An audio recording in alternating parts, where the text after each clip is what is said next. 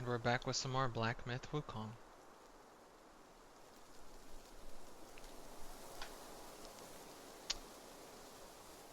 Alright guys, so welcome back to my first playthrough of Black Myth Wukong. This is part 2. Last playthrough we had started off with our beginning of the game, and we started off with the Black Myth Wukong charging towards an entire army and a man named Erlang, and they want to take his mountain, and the Black Myth Wukong is angry with them, killing his kind.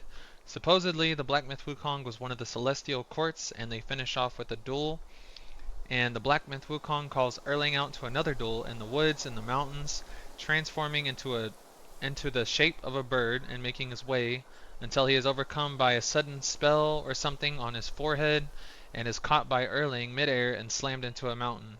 A tale is then told of the Black Myth Wukong of him attaining Buddhahood and being one of the celestial courts and left, I'm presuming, due to treasuring his freedom, and him leaving the courts, or him leaving had made the courts mistrust him, and I'm guessing that was them coming after him in the beginning of the game.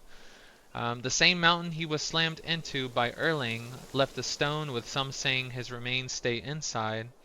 Another tale is told, one who recovers all 6 relics of his and return them to a mountain he may rise again. We then took the role of a monkey with no name given yet, destined to retrieve the relics, I'm guessing, and we start out exploring the woods of Black Wind Mountain, taking on lesser Yaoguais and meeting the keeper of Black Wind Mountain, who shares his wisdom and later helps us with the skill to defeat a bull guard or Yaoguai chief, or Yaoguai, not sure how to pronounce that still. We then explore the woods some more and come across Guangzai or Guangzi, a Yaoguai chief, and tells us to lay our weapon down and join in Buddha's mercy. We defeat him, and his last words are, his master spoke of us, the destined one. We explore some more and come across another Yaoguai chief, I believe called Wandering White, and defeat him, and he leaves behind a spirit that we couldn't absorb yet due to not having guidance, so I think we weren't supposed to defeat him yet, because they did give us like a cicada form that they said we could use to sneak past, so I'm guessing we really weren't supposed to defeat him yet. But here we are with some more Black Myth Wukong. I'm very much enjoying the game so far. Beautiful music, beautiful design of the characters and enemies, and I'm liking the story so far. It's very different, but in a good way. So let's continue the journey. Okay. Alright, so we're back into it. Okay, the enemies aren't spawned up here.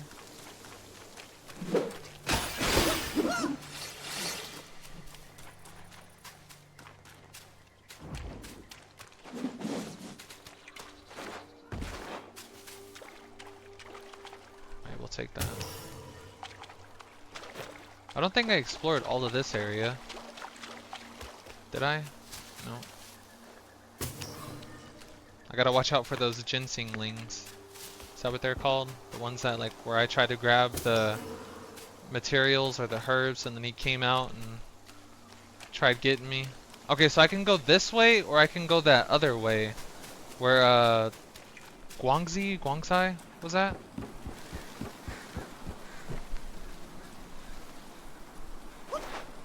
Ooh.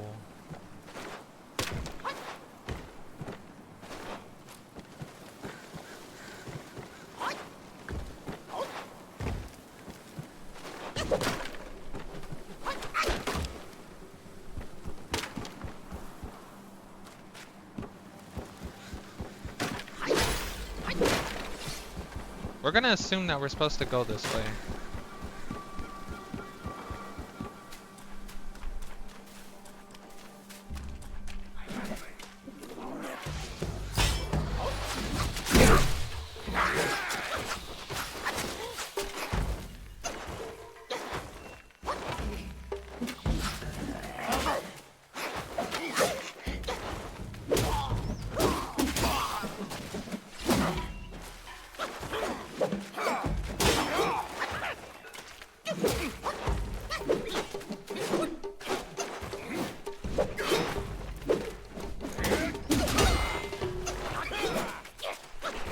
Create some distance.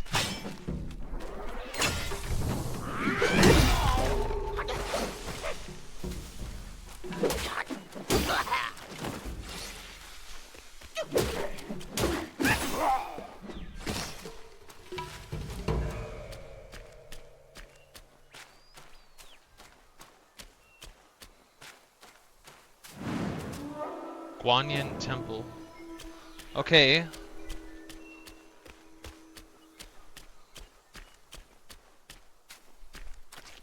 Shh, keep quiet. You don't want to set off that beast. In the backyard is Black Wind Guai's ally, calls itself Ling Shutsa. Considering your strength, Ling I Shutsa. suggest you get away while you can, little monkey. Okay. Okay, let's make our offering first.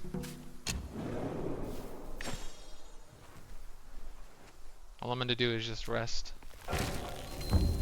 Oh, we can craft armor now? New armor can be crafted here. Oh, dope. Okay, so we get this from Will and Yarn. So Yarn we get from the Yao Guais, lesser Yao Guais, I'm guessing. So unique effect allows using the gourd while sprinting. Swift program moderately increases sprint. When sprinting each second moderately increases attack. This effect can stack up to 10 times and will cease upon stopping. Well, we're gonna craft it. Equip the new, yes, confirm. Dope.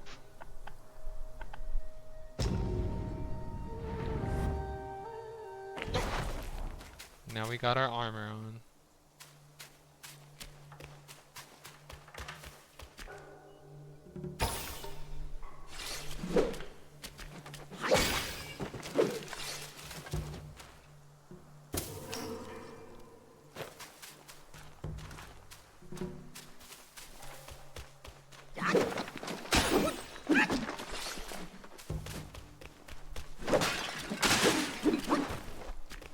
Is there an enemy? Can we go in here?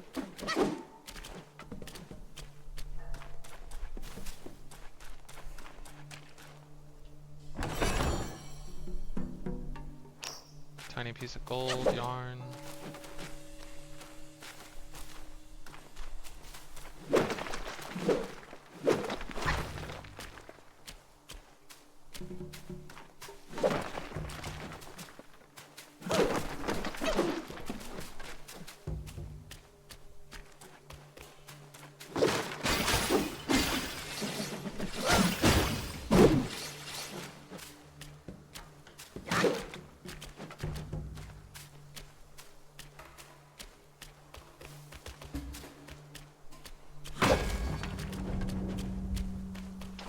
Dome.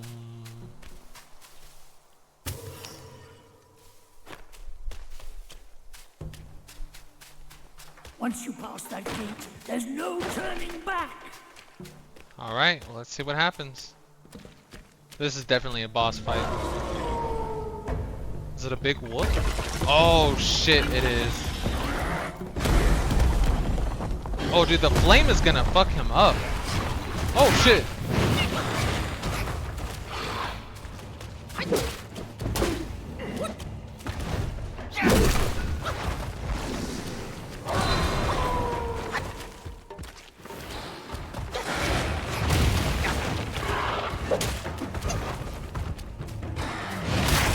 Oh shit.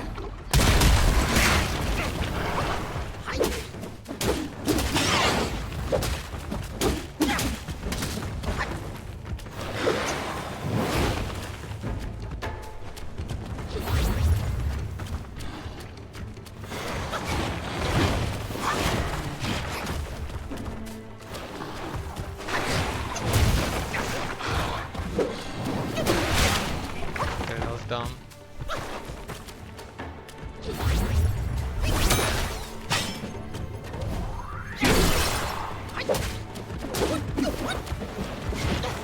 Be aggressive.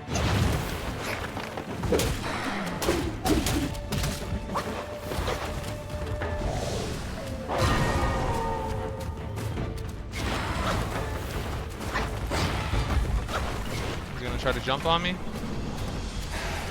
Oh, fuck.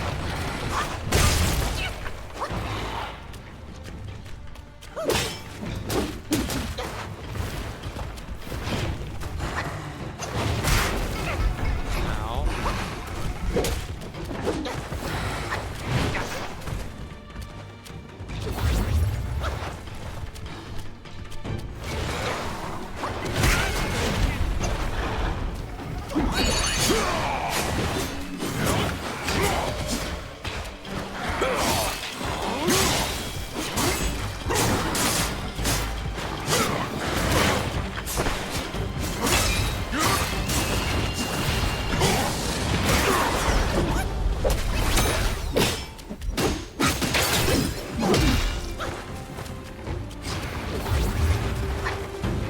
I gotta look out for that damn dash.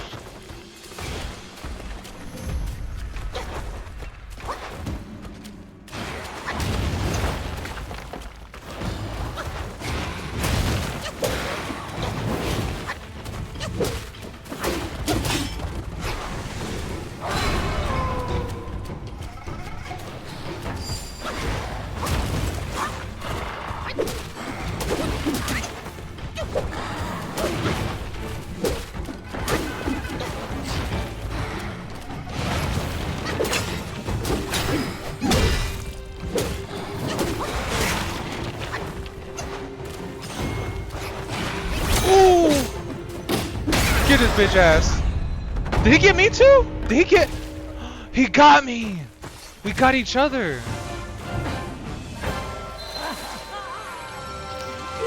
Surprise me. Now that it's dead. Bro, we fucking traded. Yao Guai King Linguazi? Wait, so what happens now? Bro, we fucking traded. Dude, that was fucking dope. Is he still there? Do I gotta fight him again?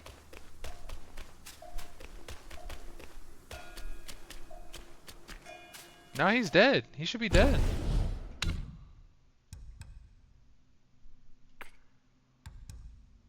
Okay, so we got that from the Winding Spirit. Mind Core, this is epic. Rare material. The mighty employ their corporeal forms as furnaces, and their essence, vigor, and spirit as ingredients to forge a potent core which may be harnessed to craft celestial medicines. Extra materials. Okay, so we're a little behind on the reading, so we got a wolf sentinel. I think those are the ones like before we came up the steps. I think that's what they were. So with his axe as both weapon and cane, his brows bushy, his hair white as snow, who claims the twilight years are in vain?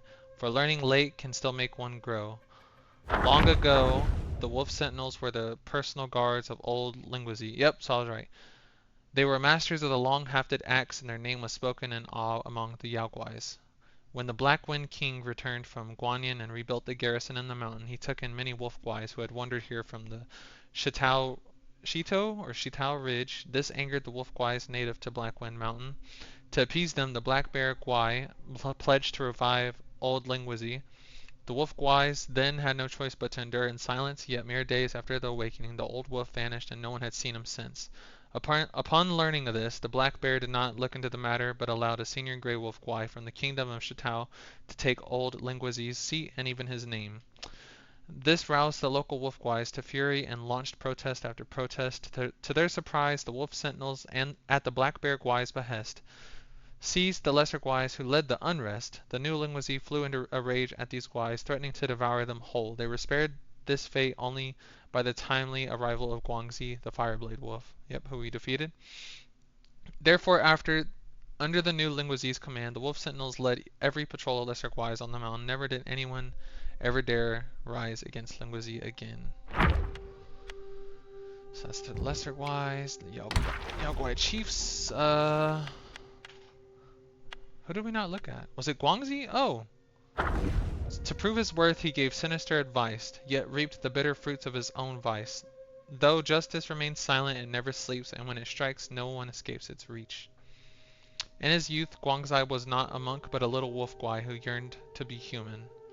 He often took human shape to play in town, but the people always saw through him and chased him away. When he asked the other Yao Guais why, they explained, "You may look like them, but you don't act like them. That's why they know. If you want to learn to be human, go live among them, spend time with them to learn their ways and manners." He took this advice to heart and begged his master to grant this wish. His master, old Lingwazi, who was close to the Black Bear Guai in the mountain, agreed. The Black Bear Guai transformed the pup into a little monk and sent him to study under Elder Jinshi, an old friend. At first the yellow monks disliked him, they played tricks on him, and he always fell for it. Slow and gullible as he was, Jinshi named him Guangzai, the Great Wisdom, hoping he would grow clever and sharp so his fellow monks couldn't bully him. With Jinshi's care and teaching, Guangzai learned to read, write, and abide by the monastic rules. Gradually he assimilated into their ranks. One day, two monks arrived at the temple. One had a fair, devout countenance, while the other had a face covered in fur. They possessed a wondrous treasure, the Kasaya of Eversparks. Jinshi had never seen anything like it before, and longed for it desperately. Hoping to repay Jinshi's teachings and nurturing, Guangzai devised a plan to acquire it for him. Guangzai, ne- Guangzai never imagined his mistake would ignite red tides of flames that engulfed the temple he called home. Afterward, Jinshi took his own life, and Lingguizi fell to the Jinjubang. Even the Black Bear Guai surrendered and was taken by Guanyin. Guangzai saw how many had suffered for his sake, and knew he had failed utterly at being human. He shed his monk robes and retreated to the mountains, repenting with Jinshi's teachings. In his years of practice in the mountains, he forged a new weapon inspired by the raging flames he saw that night. He named it the Red Tides. Even to this day, after numerous years, he continues to hear a persistent call echoing through the mountains. Guangzai, Guangzai, who would it be that keeps calling him?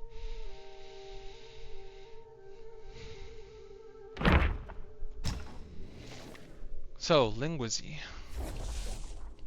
His gray fur speaks of fierce might, with blood-stained fangs that gleam in the night, claws like soul reapers, tail swings death song. Fiends feigns Buddhist ways, but his bloodlust stays strong. The gray wolf Guai of the temple was once an exile from the kingdom of the Shitao. When Shitao was laid to ruin, the wolves fled, following the gray wolf on a long and weary road, until they found shelter under the banner of the Black Wind King.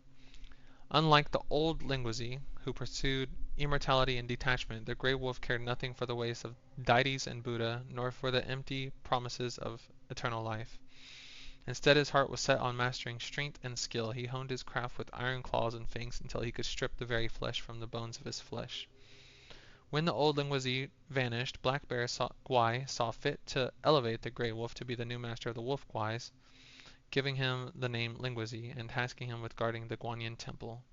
The Wolf Guais who came with the new Lingguizi from the kingdom of Shitao also rose in power and surpassed those who had served longer in the distribution of spoils and favors. The local Wolf Guais had little affection for the ways of the new Lingguizi, and after finding themselves thrust aside, bitterness took root in their hearts. In their shared sense of grievance, they found a unity of purpose. Often they gathered in secret, comforting each other, sharing the old memories when the old master was in power, and quietly plotting against the new one. But Lingguizi was prepared. Under the pretense of a roll call, he gathered the local wolf guards in the temple and gave the signal to his loyal guards to seize the malcontents. The temple erupted in chaos. Lingguizi then leaped down from the roof into the crowd, ready to devour all who dared to betray him. The Fireblade Wolf, hearing the commotion, rushed over and managed to hold Lingguizi off and brought the minions time to flee to safety. When King learned of this, he was ready to unleash punishment upon the rebellious wolf guys, but the snake guy mediated, and peace was restored. Yet from that day forth, the local wolf guys refused to tread even within the shadow of the walls of Guanyin Temple. Hmm.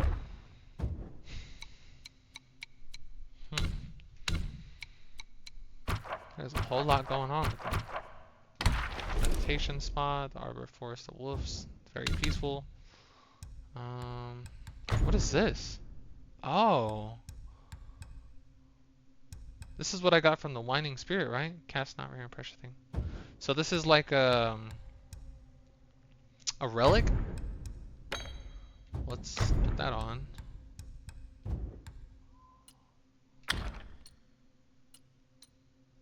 Wow. So I just bought this, only to get this right after. But they have different effects. So I can use the gourd while sprinting. So what does that mean? Is that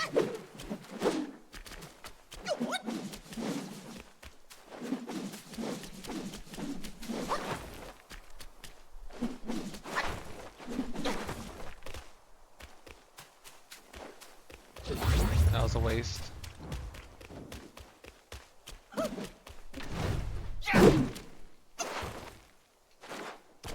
What does it mean I can use it while sprinting? I'm sprinting right now. If I do that, then it stops.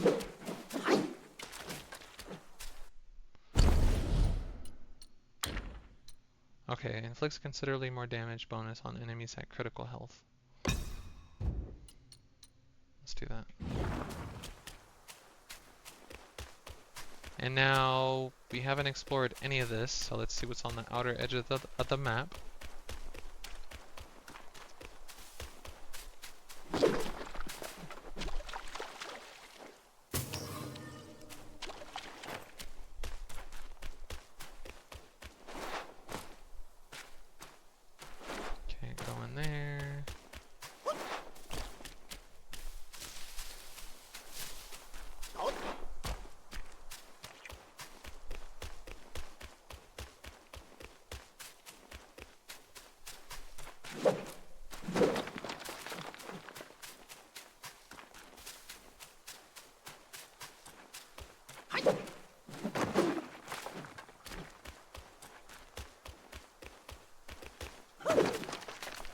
surprised that's not giving me no will.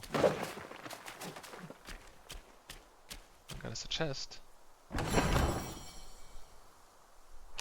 It's only like these big pots here would give us will. No? No will still? And there's no use for like gold I've seen yet, so I guess we do only can, I mean we can only sell it and get, you know, some will from it. Alright, let's continue moving forward.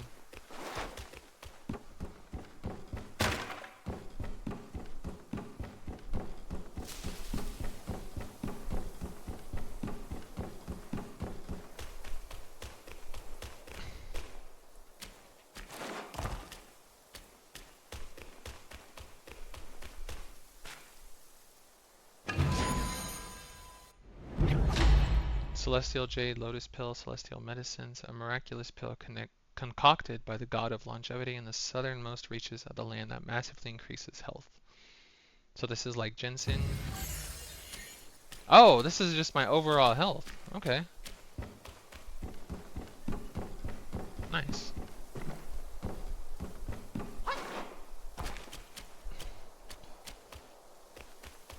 Another offering.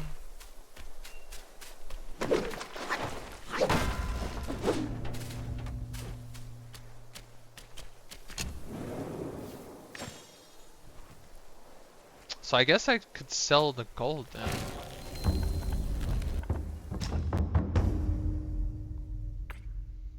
If I could make that.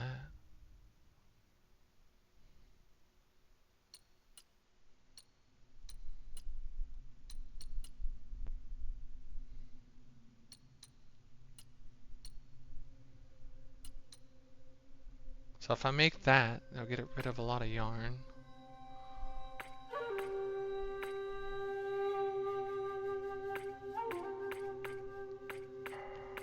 I don't know if I need any of this yet though. I mean, it'd be nice, but like I don't want to buy it or craft it and then like the same thing as last time happened where I fight someone and then I get some armor right away.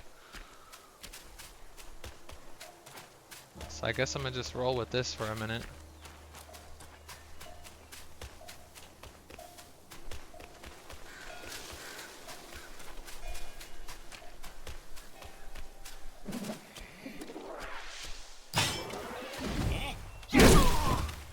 Got him.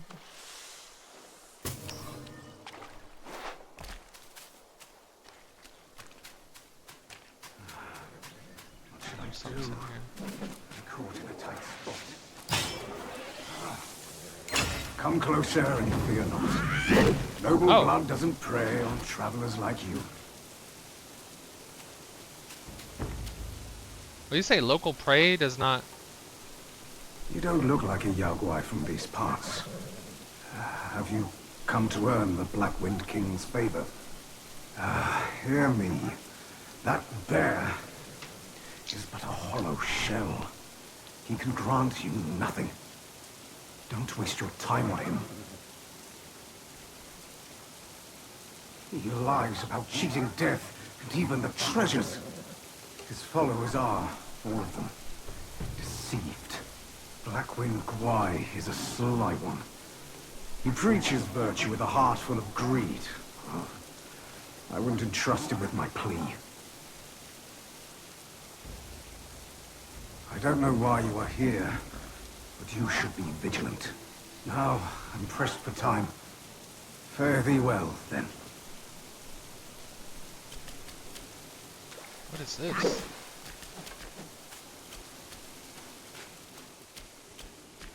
Well, I guess it's a good thing I'm on his side. Okay, let's meditate.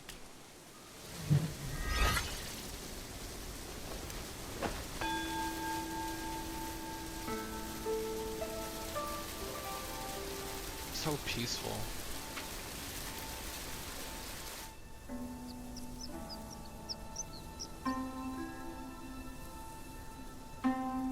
Bro, it really is like when you meditate there, you really feel like you're meditating.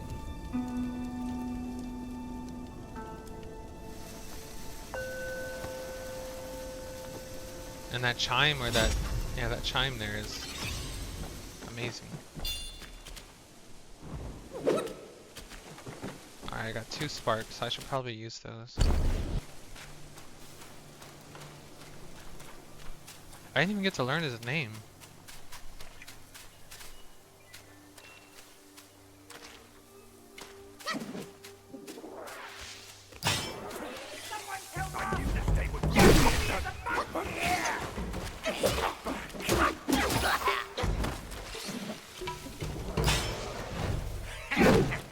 Drop your weapon, and maybe I can spare you.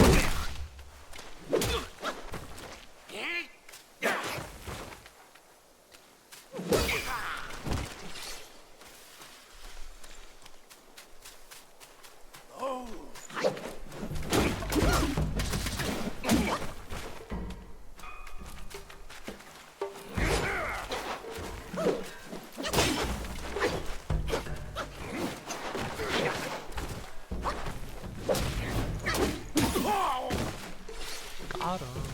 Oh, that's a unique chest.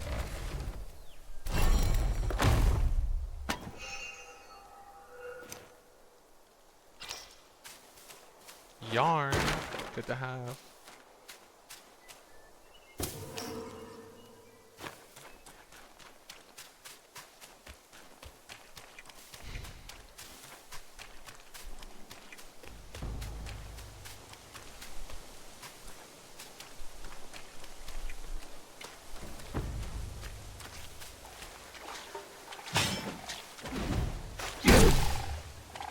Croaky, get out the way. Oh! Oh yeah, that's right. They do with the blood.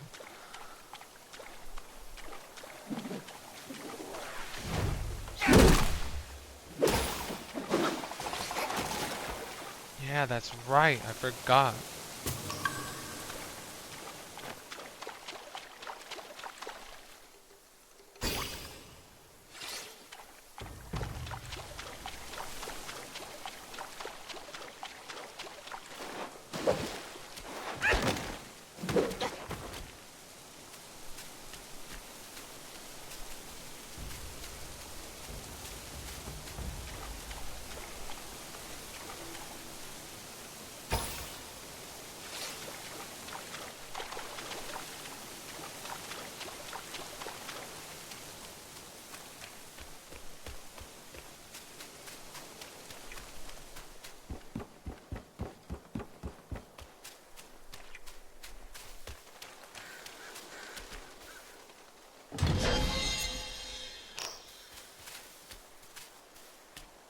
Oh, we got some more of the fire. So we got fire, poison, and damage reduction. Well, that's not a good sign if they're giving me those potions.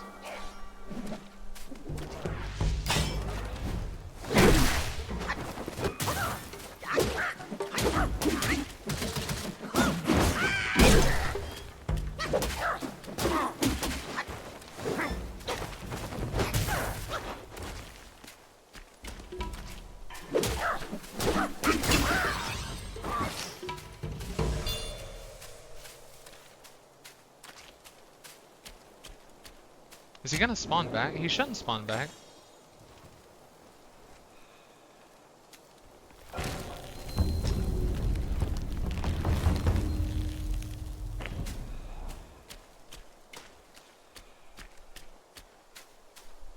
Long bound by worldly cage, now free in the...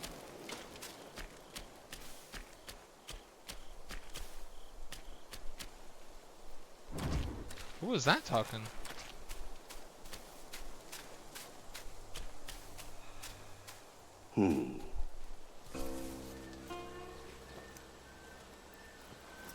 Have you seen those nameless souls adrift on your path? Their wills float aloft, never to fade. Shame, your god serves little purpose, and mine answers solely to me.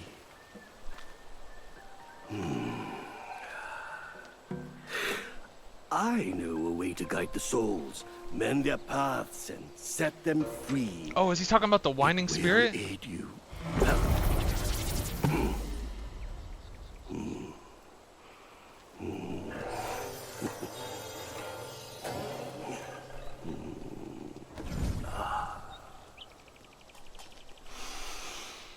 Now, this is better.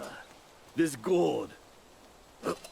Though humble, may save the lost, banish their obsessions, and guide them. I think he's talking about the winding spirit, the blessed gourd. Under the guidance, yep. Under the guidance of a wise master, the destined one has mastered. Under the guidance, okay, I'm just reading this again to really get it. Under the guidance of a wise master, the destined one has mastered the art of spirit absorption. The gourd possesses remarkable divine capabilities, allowing it to absorb the lingering wills of spirits left behind by formidable Yogwais who have been defeated. So now what? For one as destined as you, there can be no turning back. We are like tumbleweeds, drifting through life with a destiny beyond our grasp. Fair sights fade, but with ink I bid them stay. The road has claimed you, now you must see it through. Your heart will guide you further. We shall meet again. Fair sights fade, the road has claimed your heart will guide. Alright. We shall meet again, wise master. So now what happens if I go over here to this?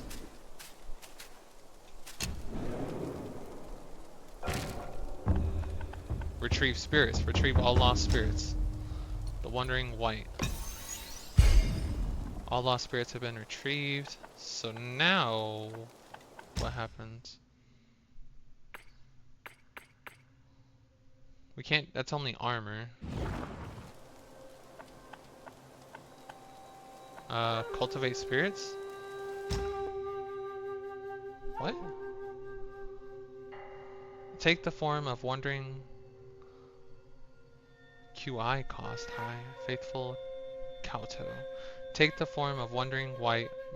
Bow with utmost devotion and ram the foe with your bronze skull, dealing massive damage. Upgraded effect reduces the QI cost for the skill.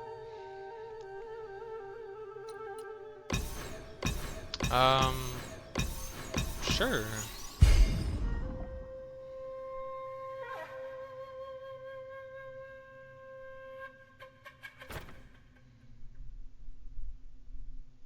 Okay, so there's the RAM. So is it just a one-time thing? And the upgraded effect reduces the QI cost for the skill. Blood of the Iron Bowl and 3000 will. And that Blood of the Iron Bowl is, I only have one of those. It's a rare material. Sure, we're gonna use it.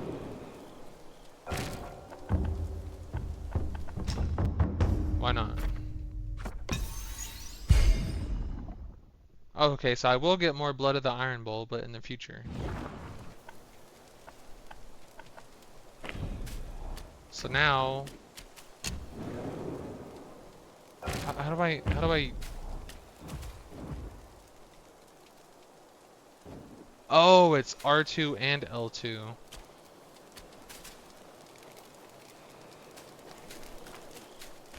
Okay, so that might be the right way to go. Let's see what's over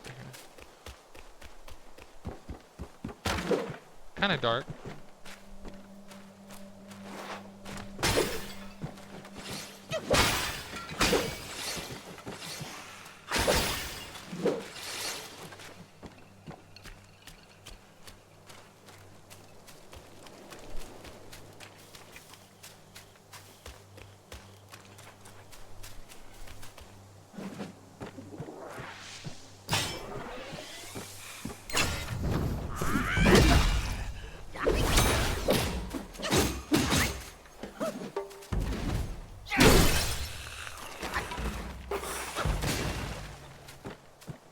Let's use it.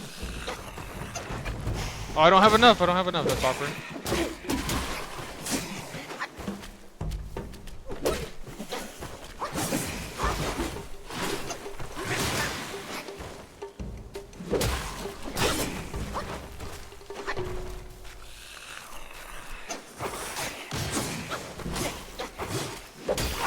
This is a bad attempt. Oh, he's got... Where did he go? Oh, they poisoned me too.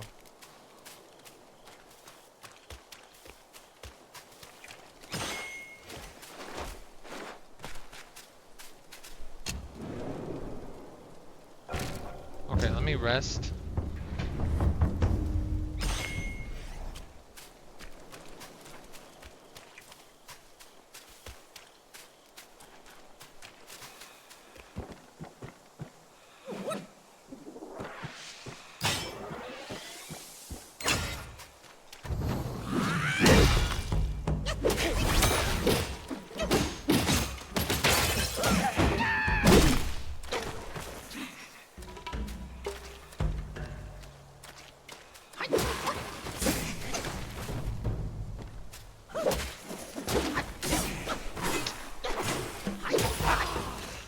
Okay, well that was a little bit better.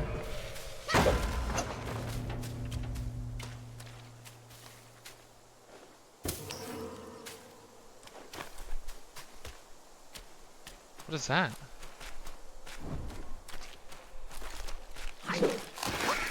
Oh no, that's an enemy. Oh, there's two of them.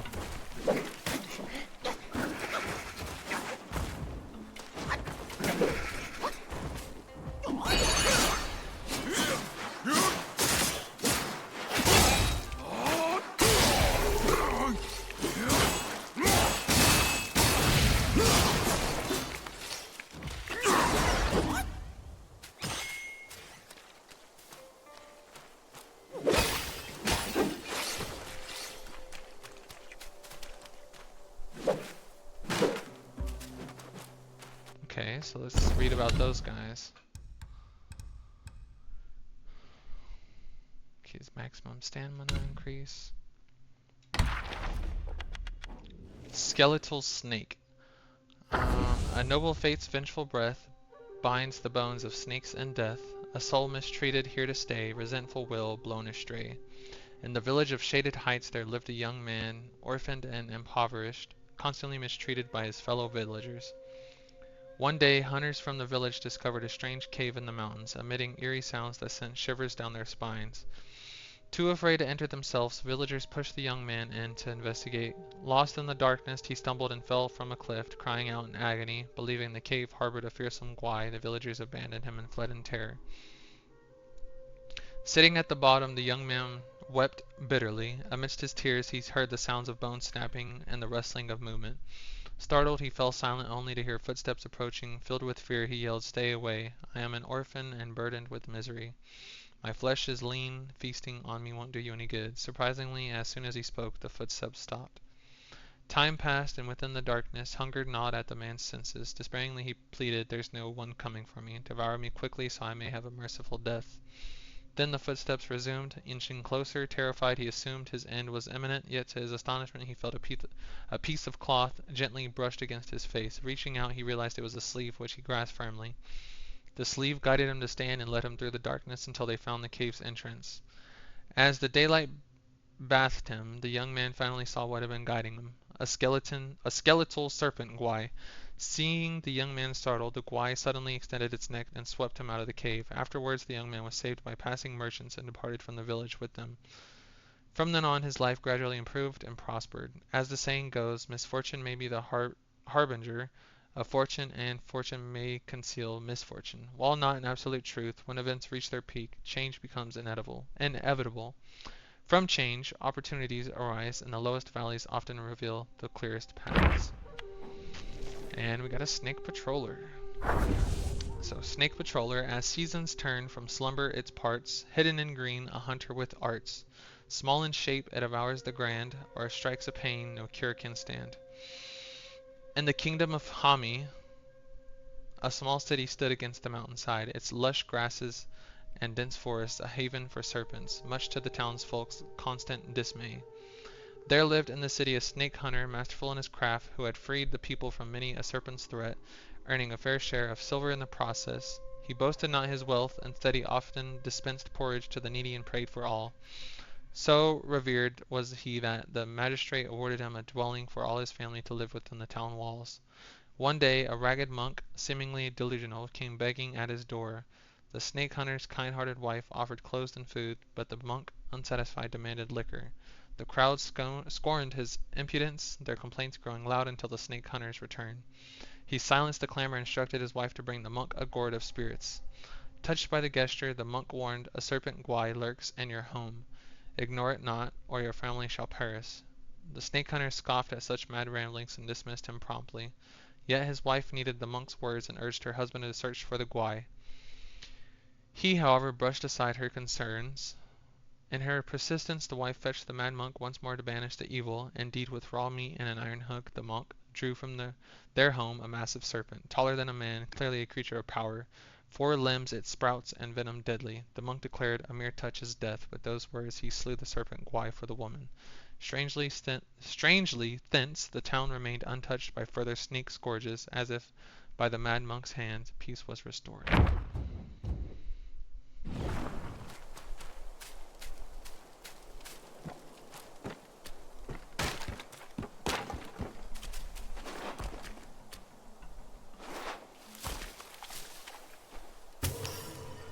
Probably can't. Oh, we can go that way.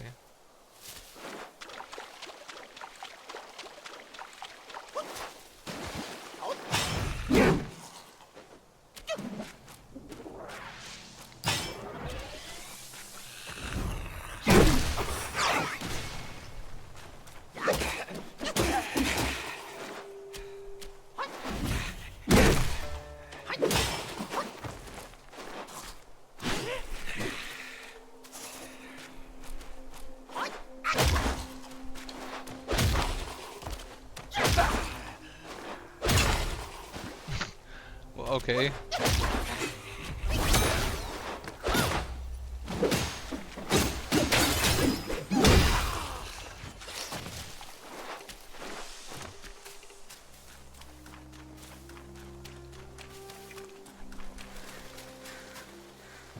I'll take that.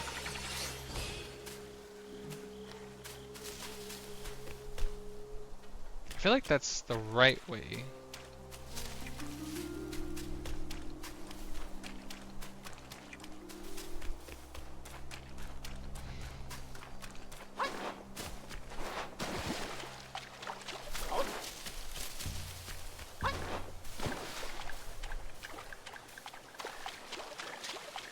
Oh, shit.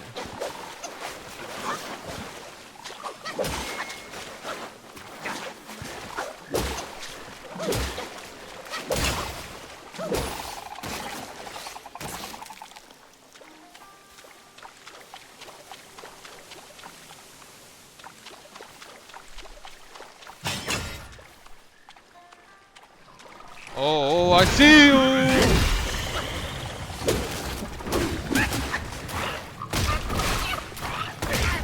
Bro, he's kicking.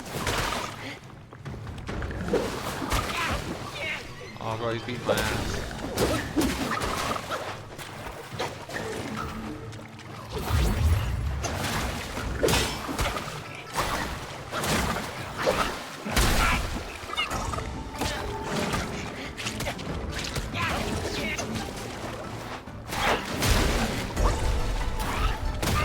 Oh my god. Bro, what the fuck? Interesting, interesting.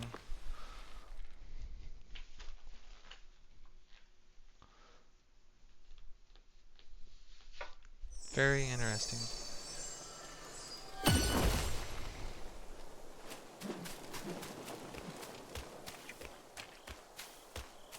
Does that mean that these guys came back too? These Venom? No, they did.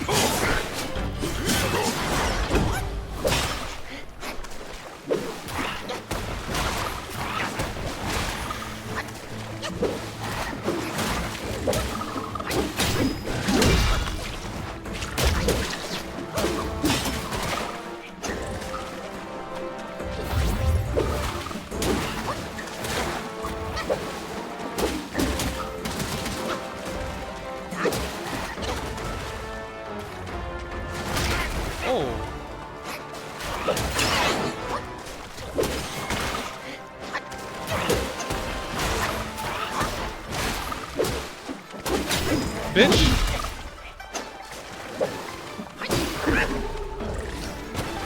New Yaguai Chief anecdote recorded. Take that spirit. Tadpole materials.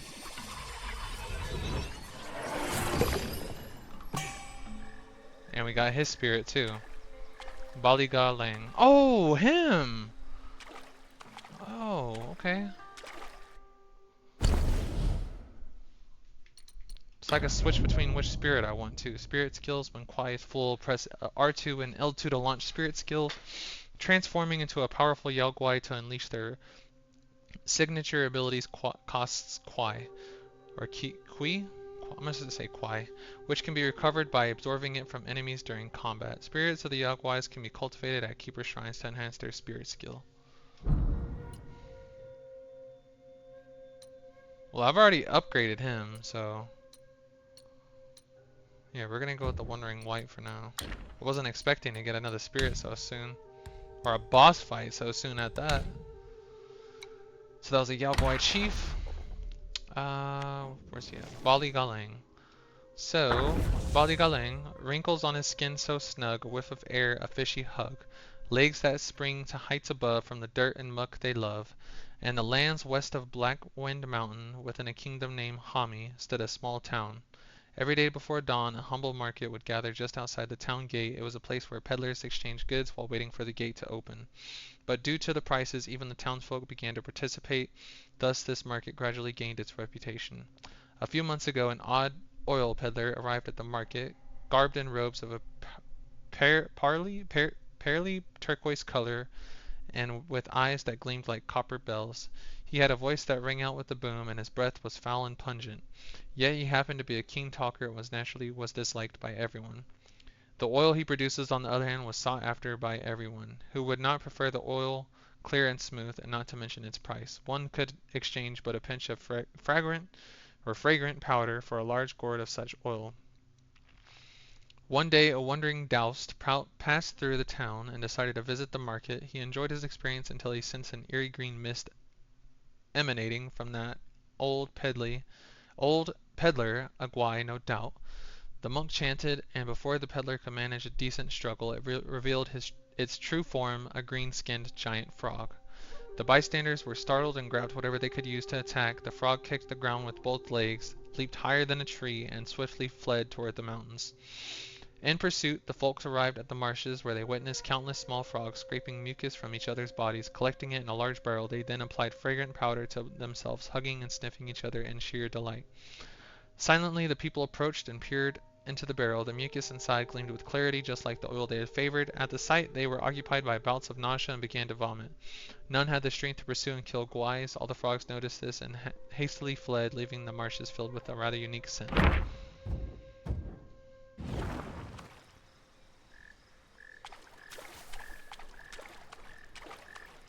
Okay.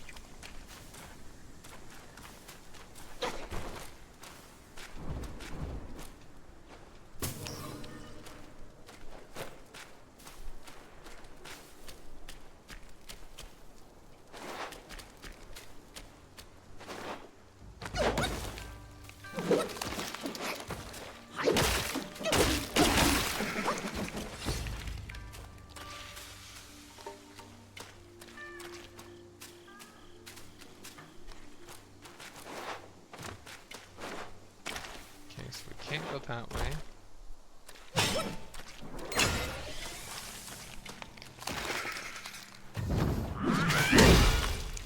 Oh, he got one hit on me.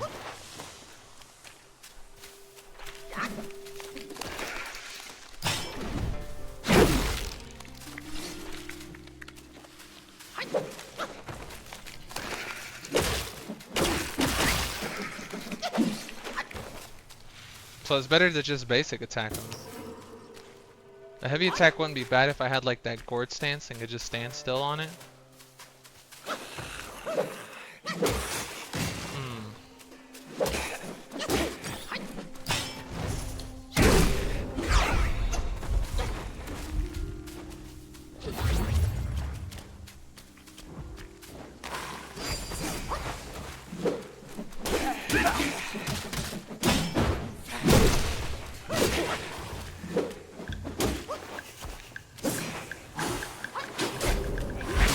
Ooh, he better get me. No, he did get me. Bastard.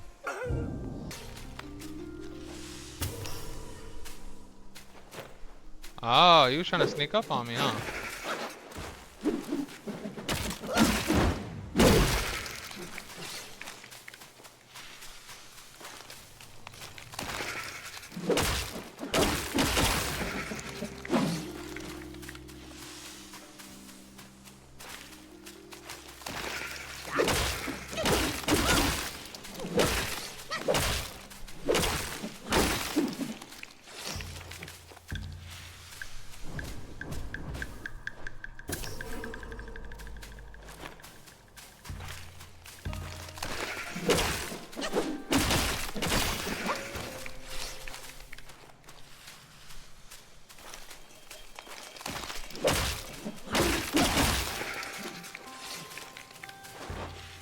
Wiped them all out.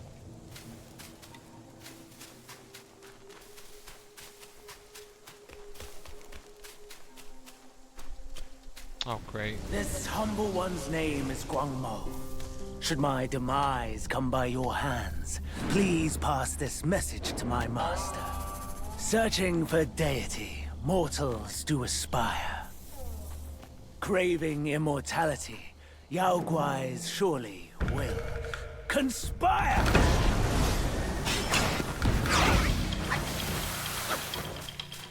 And he's poisoned.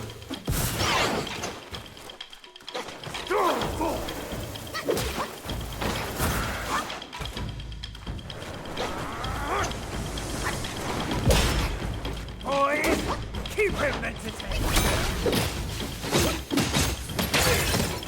Oh, what the fuck? He summoned. What are those?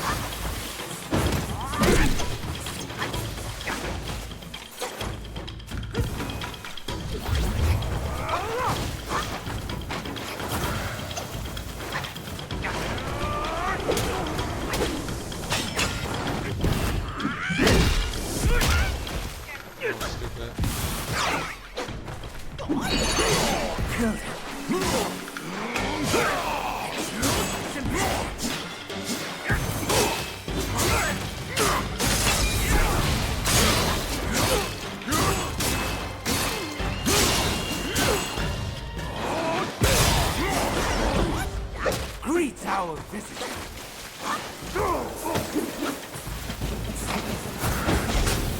Oh no, oh no, oh no, oh no.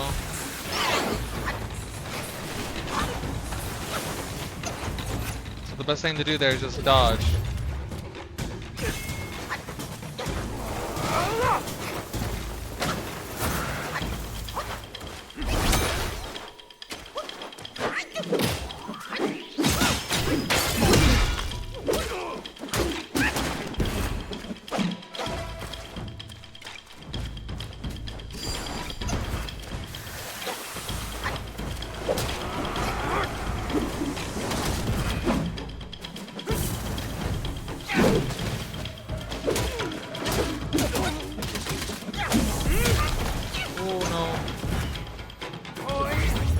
Oh, God.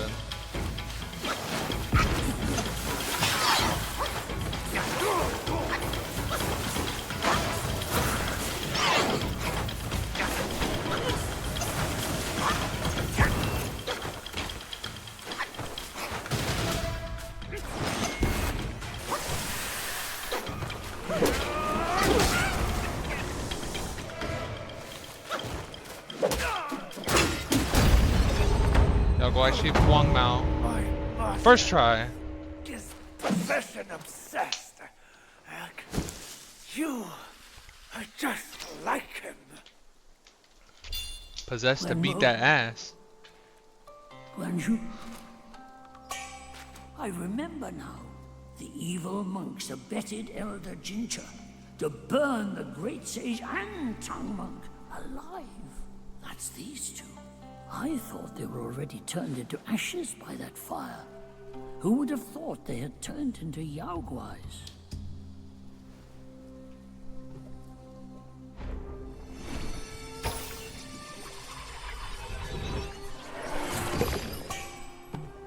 Guangmao. Bro, I'm glad I defeated him because I did not want to go to that forest again. Viled Vipers. Take the form of Guangmao, call forth snakes to spit venom upon foes, inflict poison damage. The snakes will either slither away once their venom is depleted. What is this? Let's do this. Question mark. What is that? We haven't fought that yet. Have we?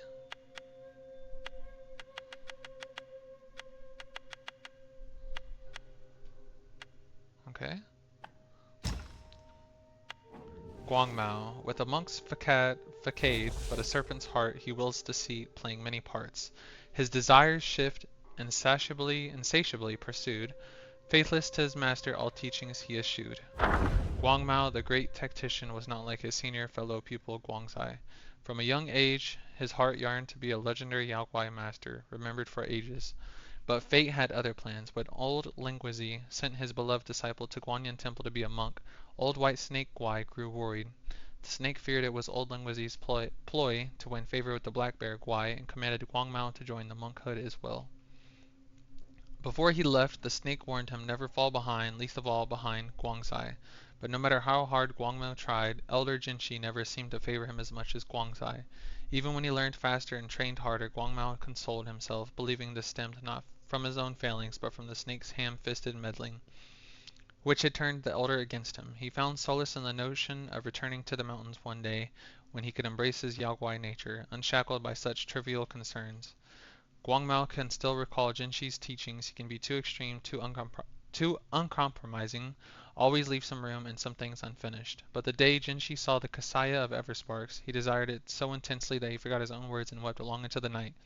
Guangmao saw the thought of taking root in the old monk's heart. To kill for this prize, everyone shed away from the idea, but Guangzai boldly spoke the truth. Guangmao, seethed with inexplicable rage in his mind. A scheme within a scheme began to take shape. As Elder Jinshi drank tea with the two monks, Guangmao glimpsed an untamed malice in the monkey's eyes, a hunger for vengeance. Building on Guangzai's gambit, Guangmao goaded and prodded, weaving a merciless plot that left no room for escape. The old monk was delighted, and for the first time he acknowledged Guangmao's wit. With his plan set, Guangmao knew that doom would strike that night. Summoning a gust of wind, he hid in the bamboo grove behind the mountain. As anticipated, a great fire broke out that night, but it failed to kill the two journeying monks as intended. Instead, it burned the entire temple to the ground. Alas, the world harbors such petty souls, capable of ensnaring the lofty and vanquishing them with cunning plots. Perhaps this is what it meant by slaying with the borrowed blade.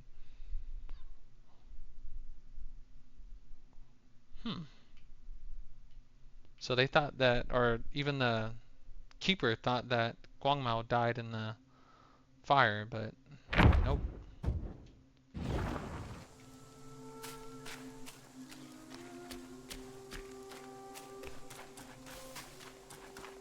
Okay, I should have some points to level up, right? Yeah, I have one. Probably can't use any. Oh, I can.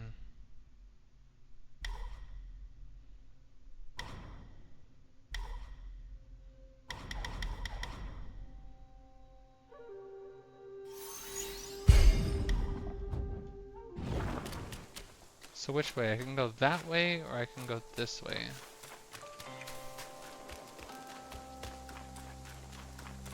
Okay, it seems like that's the right way, so I don't want to go that way. But I do need to find a shrine and get my health back. Oh, I mean, oh no, I do have a potion.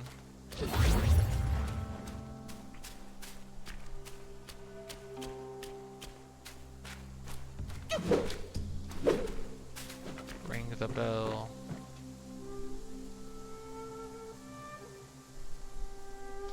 Dong.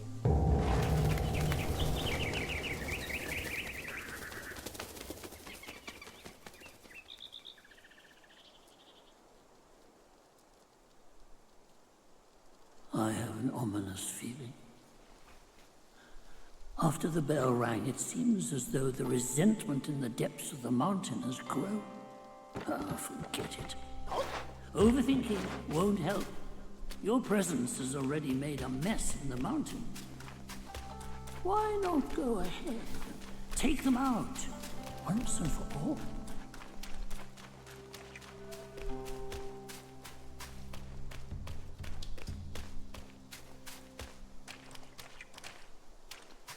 And this is exactly what I needed, a shrine.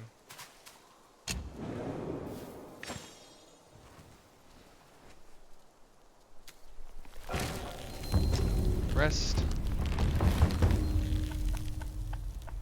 I still haven't even crafted any armor and I'm beating ass. I got plenty of yarn. This is like uncommon.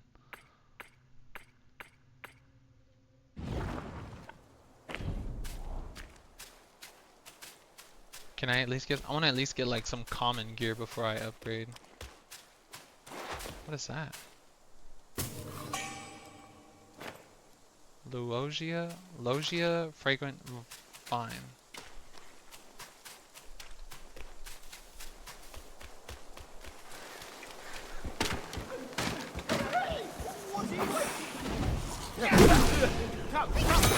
Help a big brother!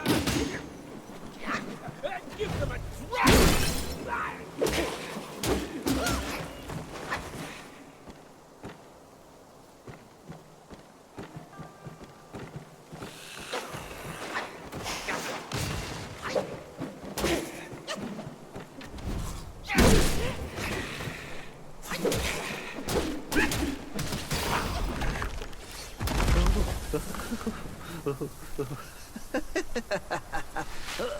Oh, These snake guys are nothing to fear. Snake gall steeped in drink, though, makes a fine tonic to flush malady. Here, here, young friend. Be my guest inside. gall gem drinks and soaks.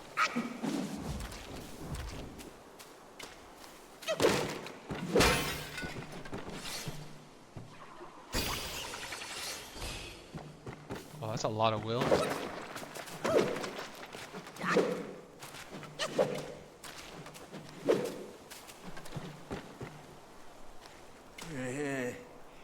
Well, well.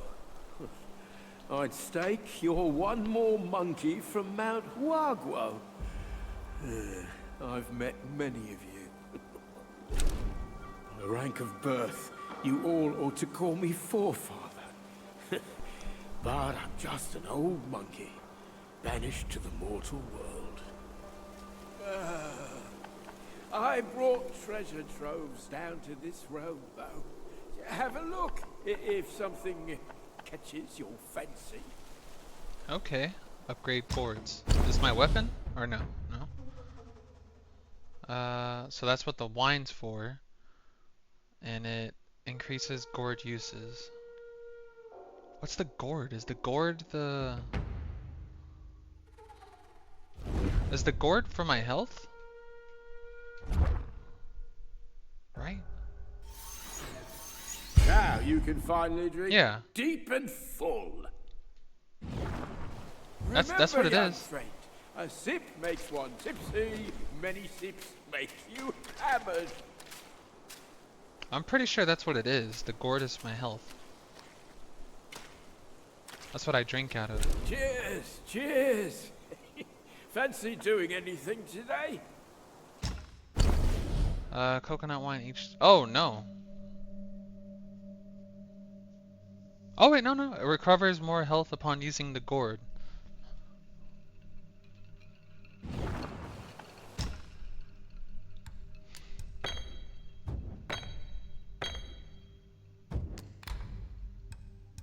Gall gem. Using the gourd moderately increases poison resistance for a short duration. Okay, so that'll be good. Soak. So this is just like something to, like a enhancement to go along with the coconut wine and my gourd. Celestial lotus seeds. For a brief moment after using the gourd, slowly recovers a small amount of health. Is this a one-time use?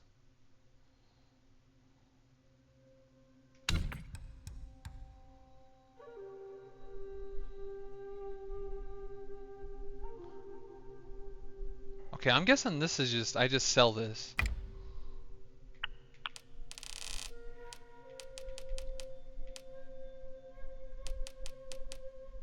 I hope I'm not making a mistake here. I'm gonna just sell enough for like 2,000. There we go. There's no going back to the court now. Only drink can drown my sorrows.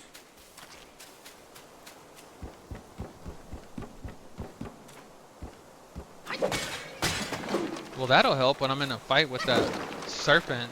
Or what are they called? Not just serpent, but... Oh, characters. We didn't...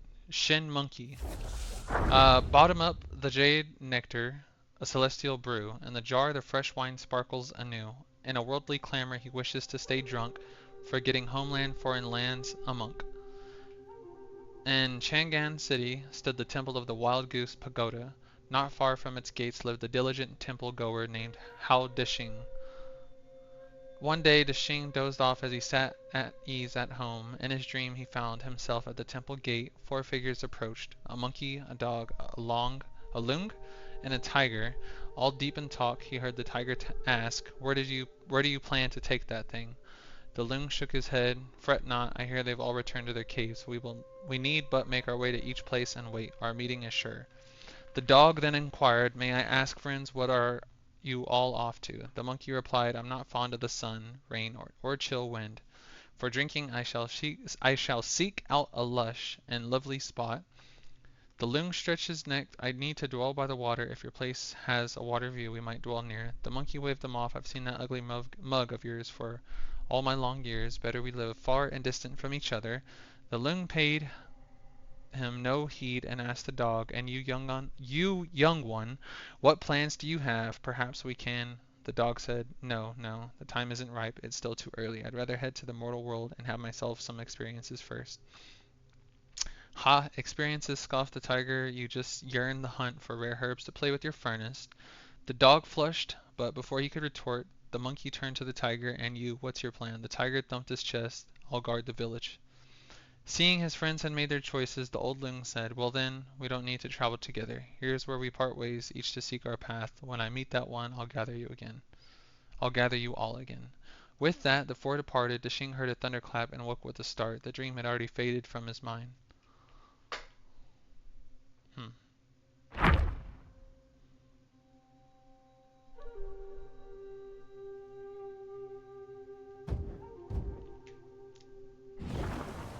But what was that enemy called though? I completely forgot. I got distracted by that. The ones with the snake patroller? That's what they're called? So if I come across a snake patroller or just an enemy that uses poison in general, and I lose health, the gourd health benefit will be nice. Or medical use will be nice.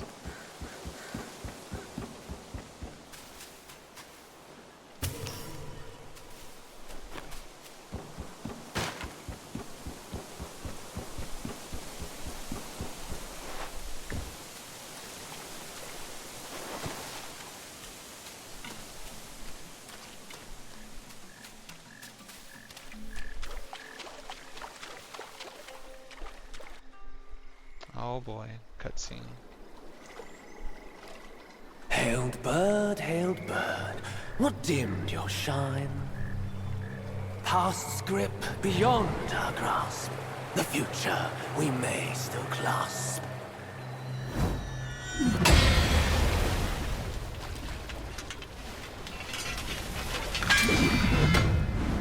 Late is the hour, young one, in which you choose to stain my tranquil abode. Pray tell, to what end do you seek?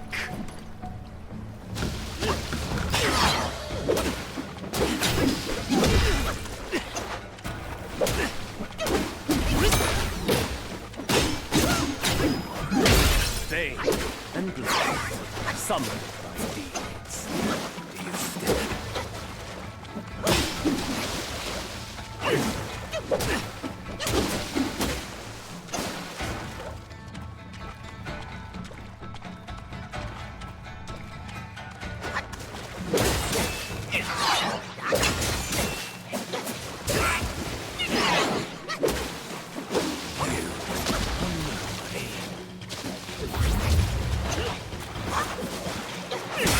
Oh, right into it.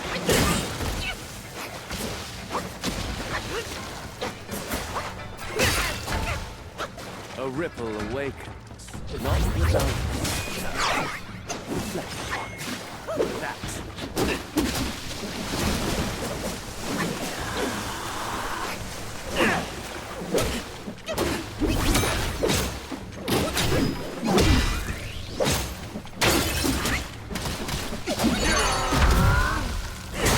No! I fucking messed that up bad. I gotta be close with them.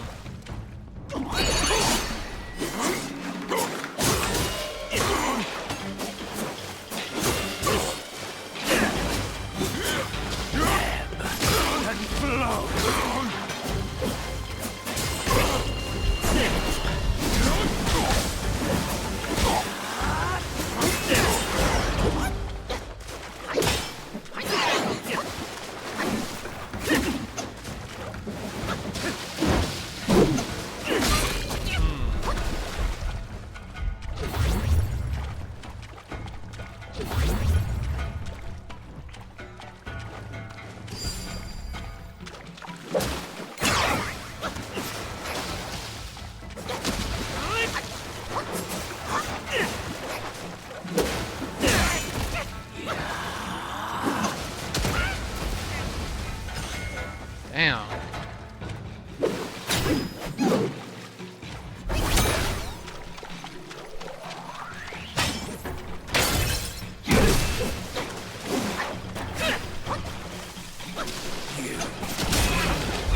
Fuck.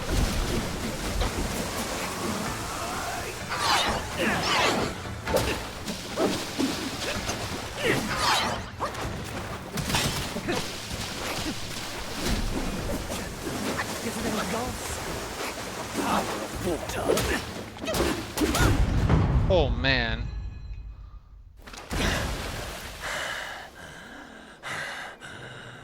You have forced my hand.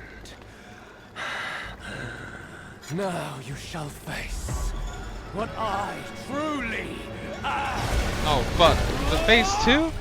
Oh no, I'm fucked. I'm fucked.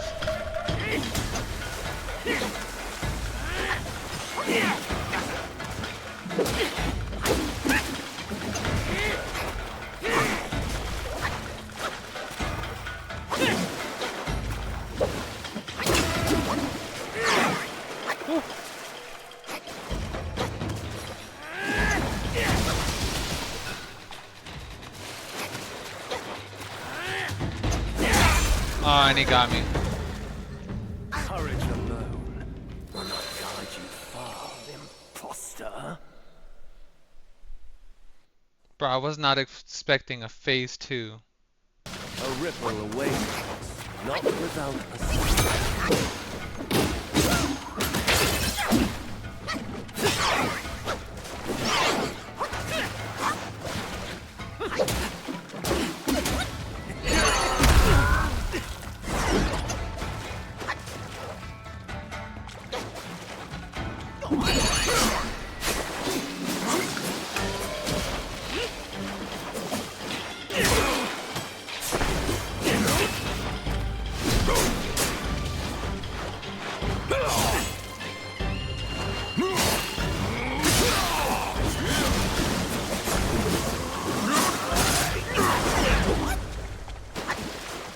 Gentle, yet it engulfs all.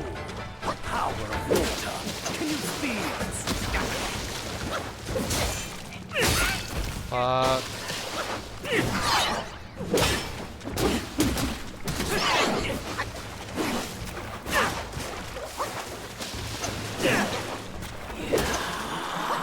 Get out.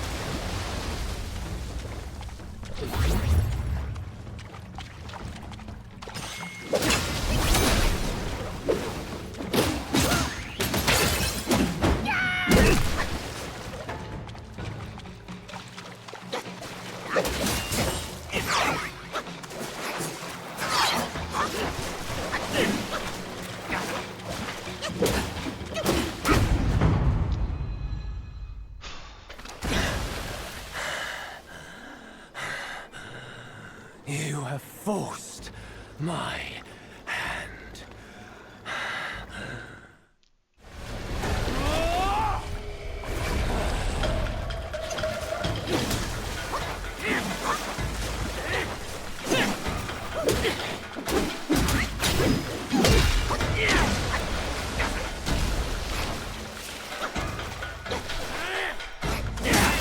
Fuck.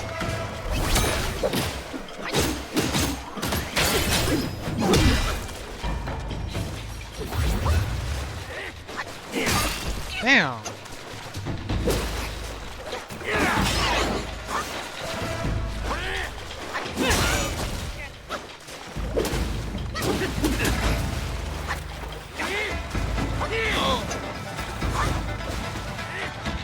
Oh, move. Got time to heal.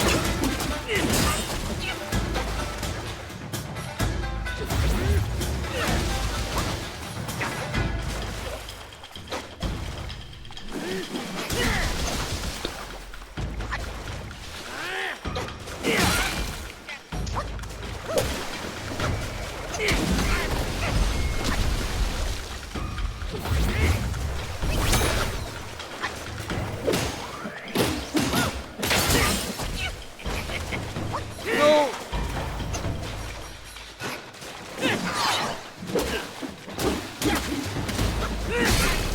No, stupid.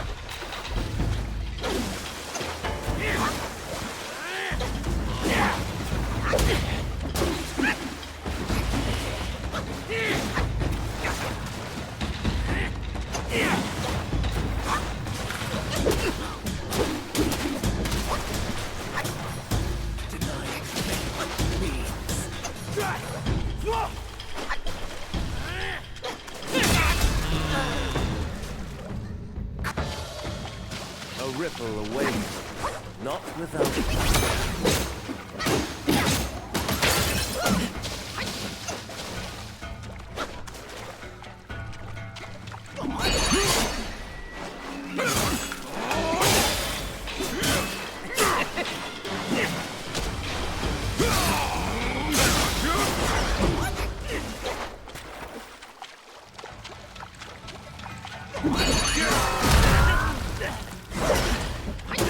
Pain and bliss, summoned by deeds. Come on, bitch. Still not seen.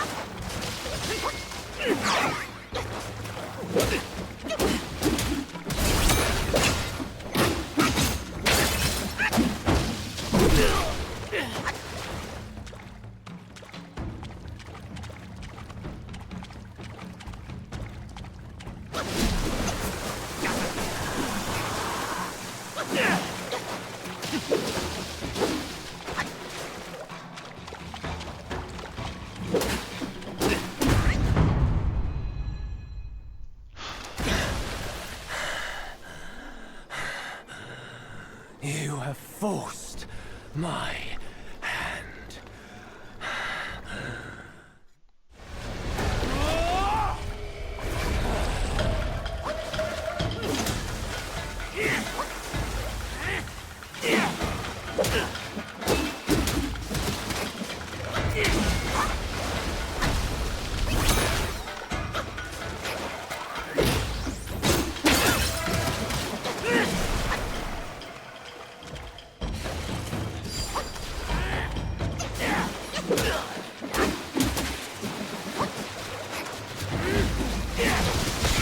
Oh my, stupid.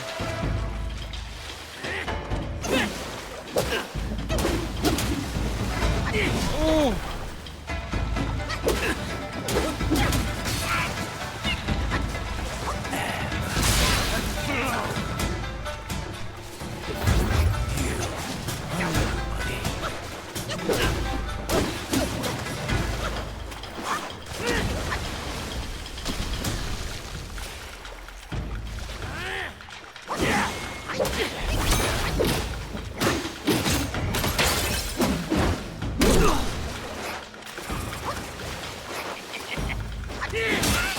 Fuck.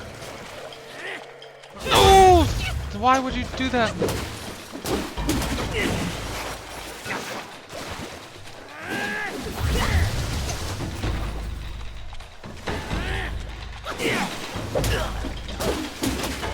No! Get out! Get out! Fuck, so fast.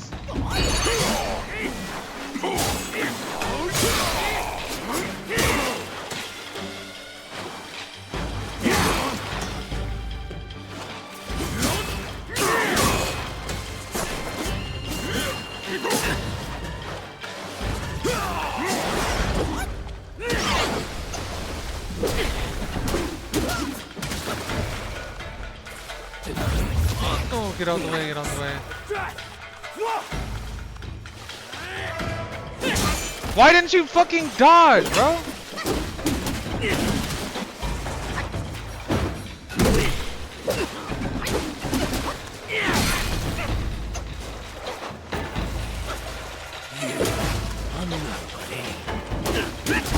Let's go. God damn. Bitch, you better not have no third stage. Halt! No ill will I bear. I'm merely my brother's eyes and ears. I feign my loyalty to guard this path on the bear's order.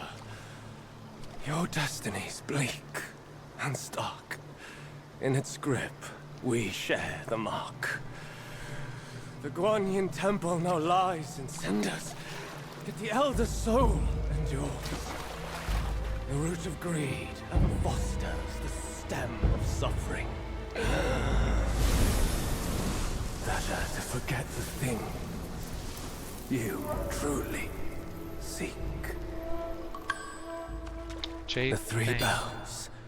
Have you seen them all? Do No, I you haven't. too desire that which they ceaselessly hold dear? The bells. 3 bells were set in the mountains since the Black Wind Gwy's return, yet no one is allowed to go near them. Maybe the bells have something to do with the temples burning. His words sound like truth to me, little monkey. Stay sharp and keep a lookout. Will do.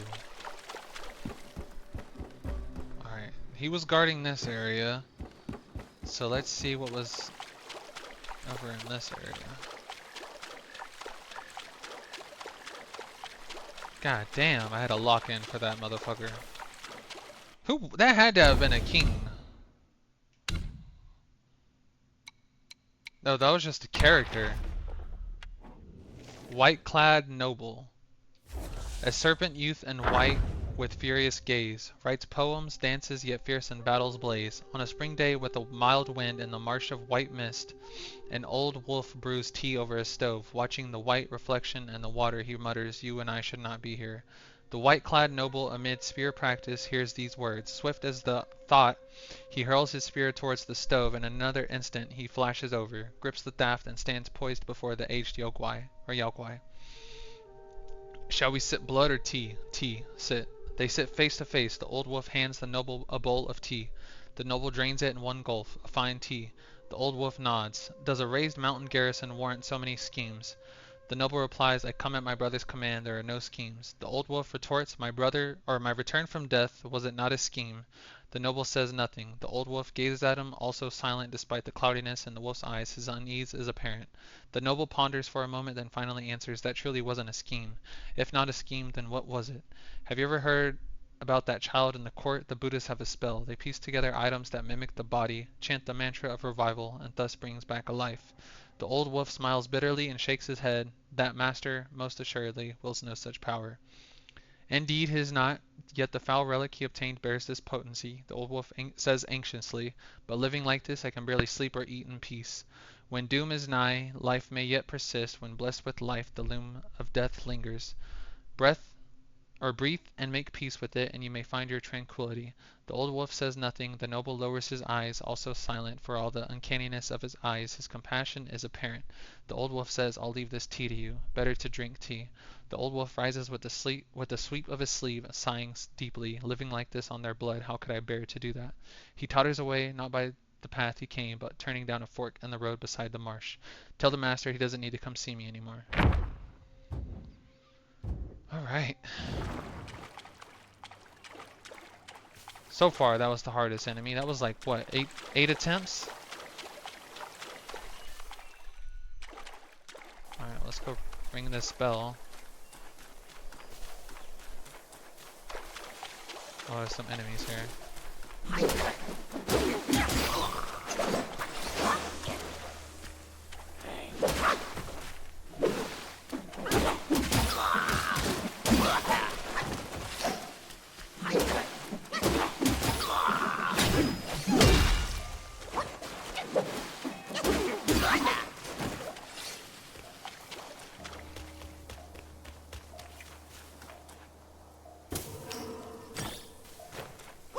What is that? What is that? Oh, it's a wolf. A hanging wolf.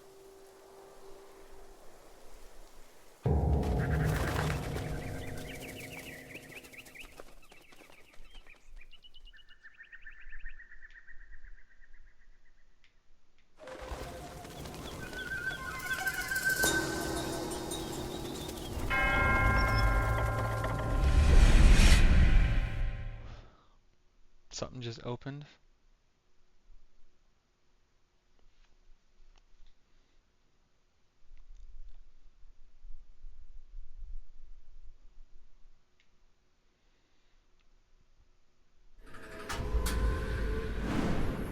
Ancient Guanyin Temple. Where is that at? Okay, did I just fast travel?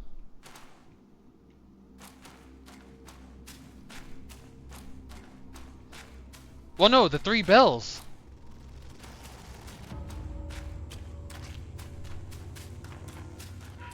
Yeah, the 3 bells.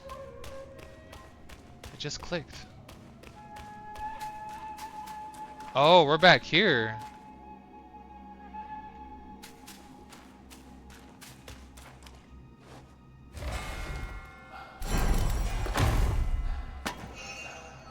What is that?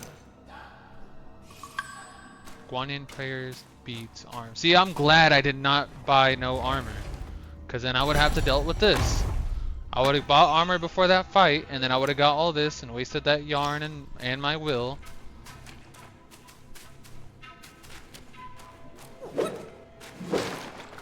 I know one thing for sure. I'm going to throw them arms on where they are. So 2 defense, 10. So I go up 8. After absorbing the lingering will, moderately increase maximum health and mana for a long duration.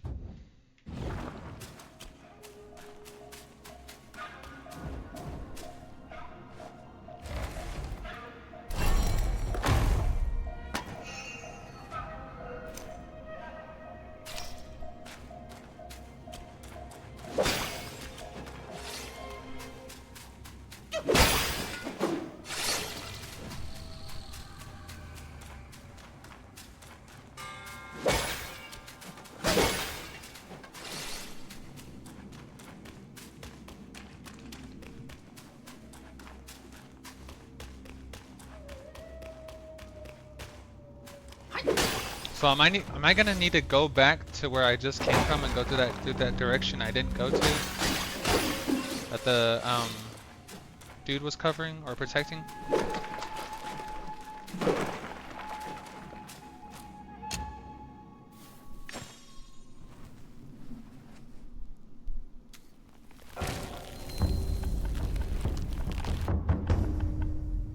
Well, what's the point of this? Oh, I can craft weapons now?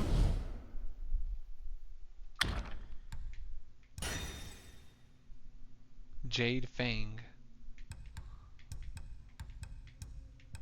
So it's common, then it goes to uncommon.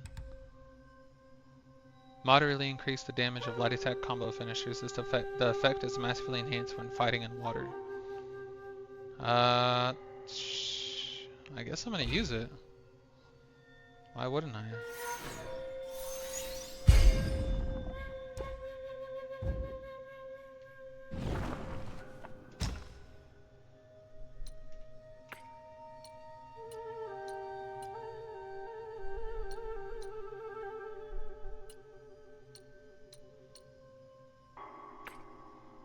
So I've already got my arms on, right?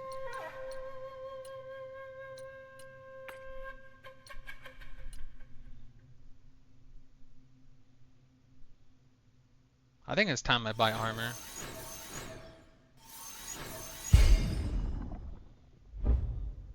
Yeah, equip. And then I already got the arms on, right? Right now I'm just rocking the black. I could go that, but this one's better. When health is low, slowly recovers a small amount of health. If in water, the effect is enhanced. And equip that.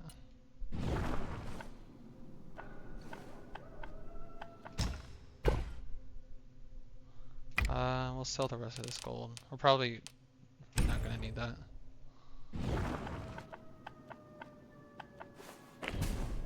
So would I have everything equipped? Like all my new stuff? I upgraded my staff. Got the helmet still. Got the new arms. New legs.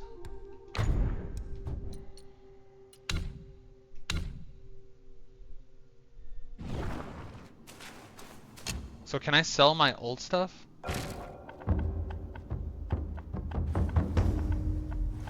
Sell.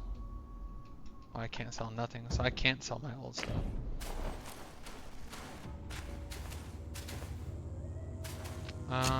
Let me fast travel back to where I just left.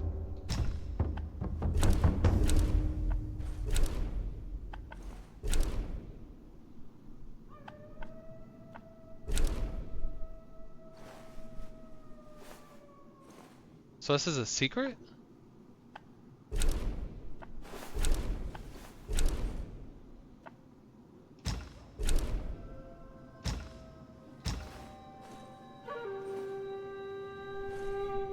So this is this. So is this where I'm at right now because of the 3 bells I rang? And I got these chests and whatnot?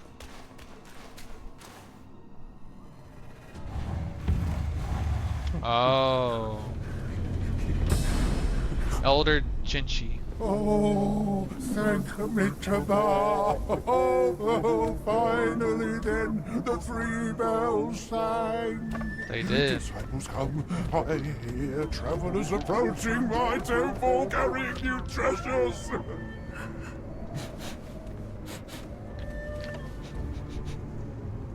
I cannot see you, but I recognize your odor. Filthy monkey. Cannot be you. Monkey dripped out. You are back?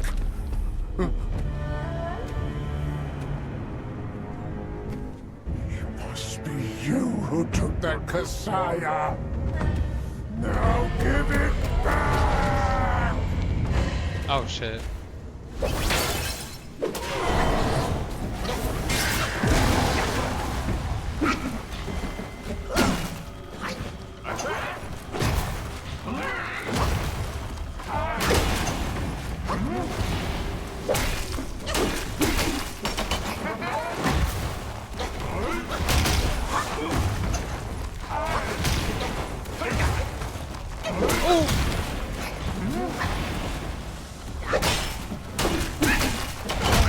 Oh, fuck, bitch! How does this feel? Oh, fuck! What do they do? Do they explode?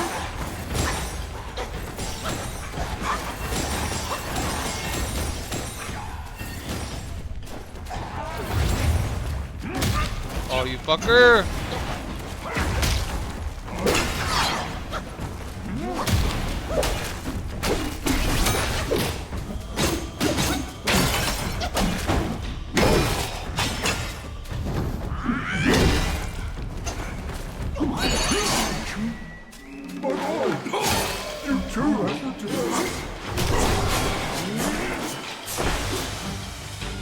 What is he doing?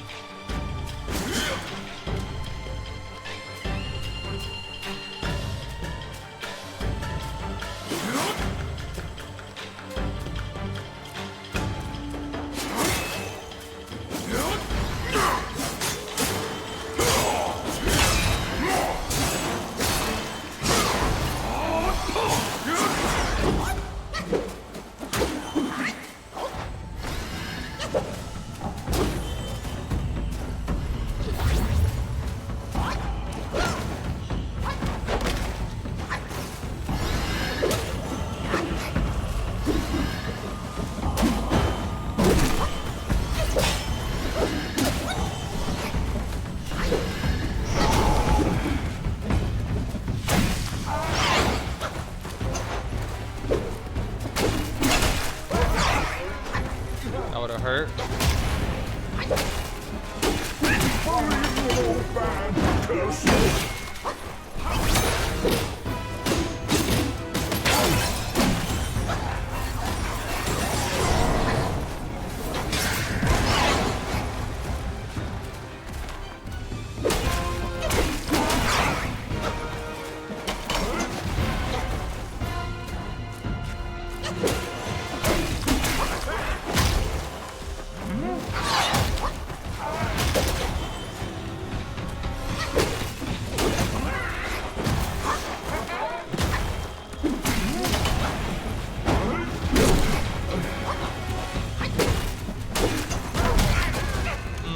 You fucker.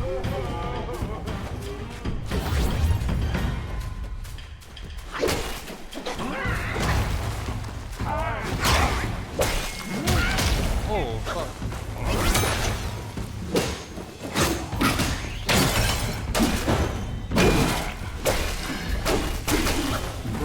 Settle until I have that Messiah. Get it now.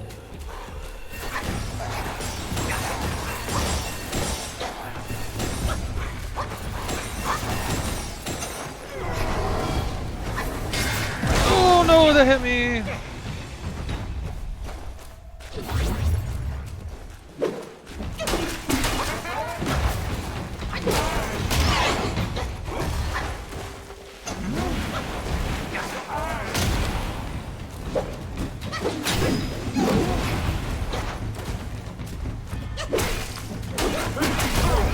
Let's go, Yao Guai King Elder Jinchi.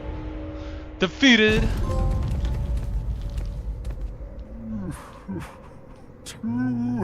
270 years spent. Cassius collected by the hundreds. Still one short without his soul. No, stop. Go.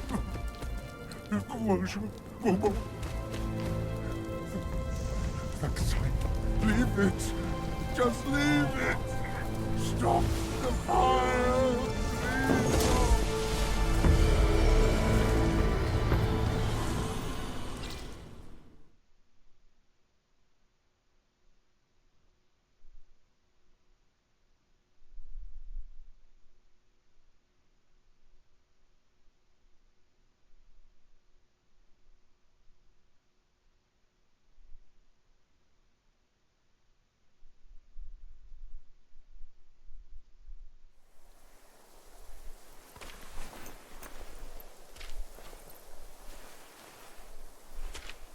And now we're back here.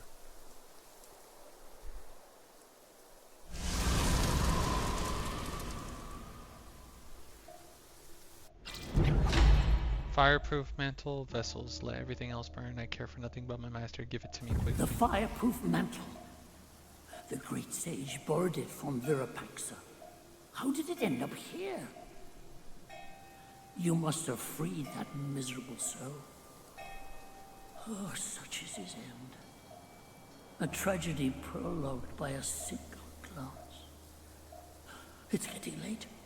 Let's hurry up the mountain. What is that?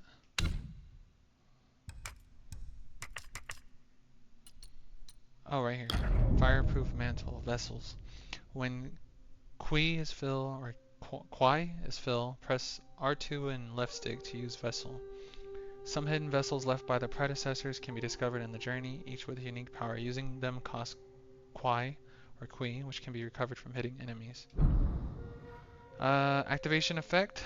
For a short duration, after activation grants burn immunity and gradually increasing focus. Highly effective in specific environments and against specific enemies. Okay.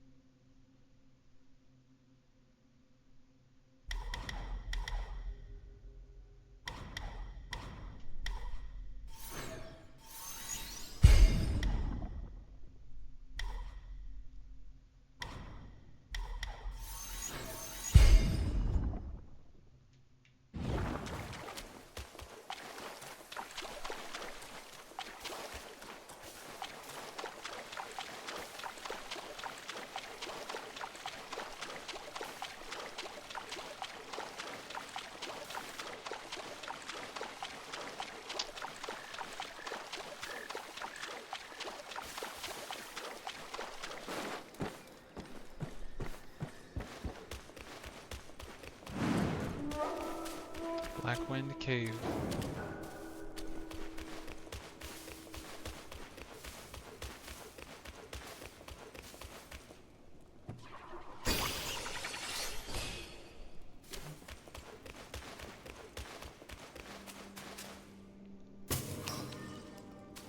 Coming for our master.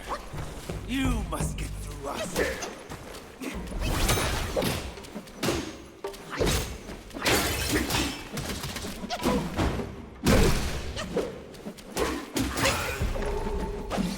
Portraits updated. New lesser Yokai.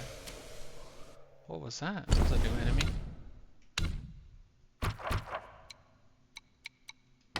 Oh, and we gotta read about Jinchi too. Oh, it was a wolf assassin.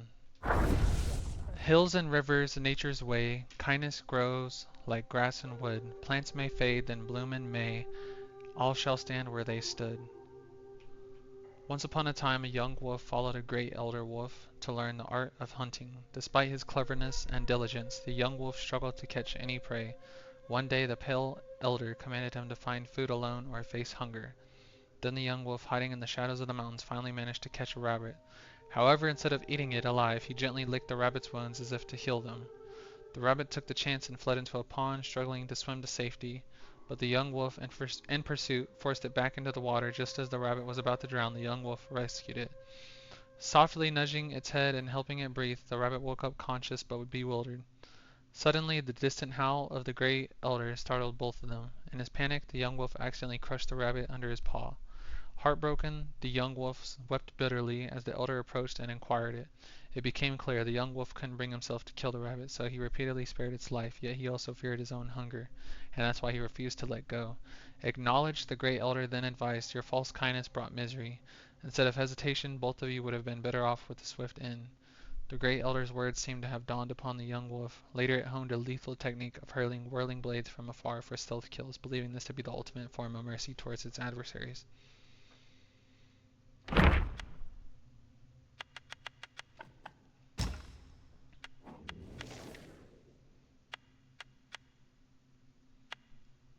Elder Chinchi. With empty hands he preached, yet gold was his quest. He left no wealth, just doctrines to attest. A life of greed, his doom was sealed tight. If deeds were weighed, would he still face his plight? After 2 months of peace, Tang Monk reined in his horse. He saw towers and halls nestled deep in the fold of the mountains. At the gate of the place they saw that it was indeed a temple. The master and his disciple exchanged greetings before passing through the mountain gate. In the main hall they saw the name of the place, Guanyin Temple. Tang Monk was overjoyed, but Monkey said, Master, this is no good place. Better to leave soon. But the monk wouldn't listen. He knelt before every golden statue he saw in prayer, and the monkey, impatient with his master's attitude, began to strike the bell incessantly, startling all the monks in the temple. Those from the upper and lower halls all poured out. The monks greeted Tang Monk. Monkey used his see-through eyes to look around and laughed. Why do you monks here look so sickly and weak, with your spirits drained? Have you broken the precepts? In Tang Monk's perception, the monks all wore brand new kasayas and had tall, sturdy bodies. He considered Monkey's words to be mere nonsense and remarked, Don't speak so recklessly. Then he turned to apologize to the monks. The monks themselves regarded Monkey's words as nonsense as well. Only two small monks, hidden in the crowd, dared not reveal themselves. The elder of the temple invited the master and disciple to the back chamber for tea. After the monks had taken their seats and the feast was laid out, the two small monks assisted the elderly monk inside.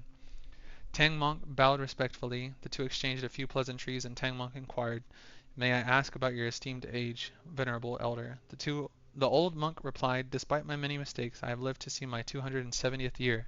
When Monkey has heard this, he laughed and said, Old skinflint, why do I smell Yao Guai in this temple?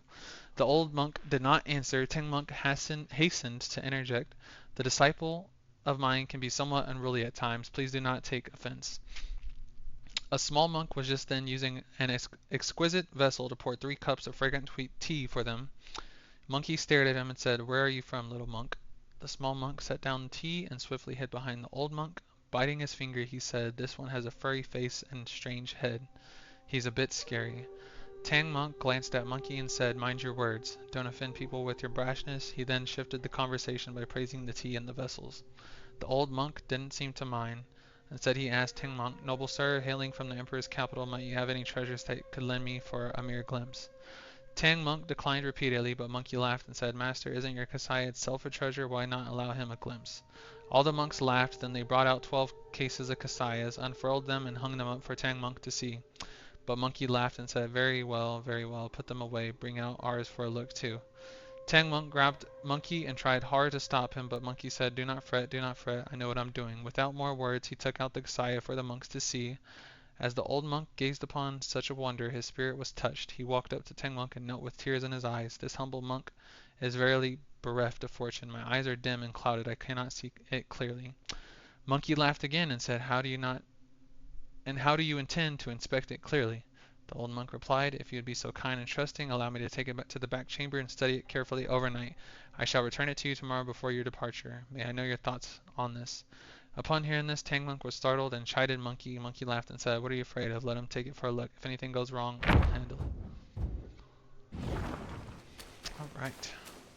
So, we just came from that way, I think, right? I don't even know. I think we go this way.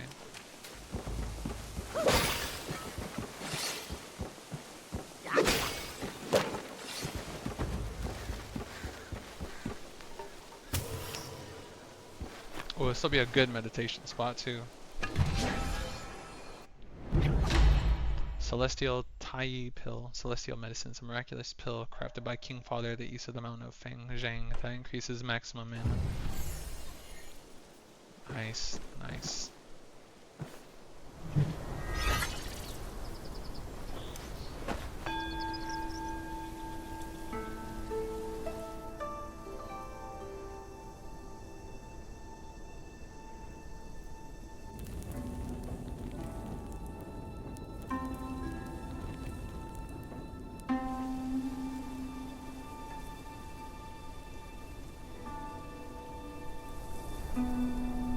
So peaceful. I love that chime or that bell at the end. And we got the quick save. Alright, well this seems like a good spot to end it. This was a good playthrough. Stressful for a bit with that one boss. But still a very good playthrough. I'm enjoying this game thoroughly. Thank you guys for watching. I'm going to catch you on the next one.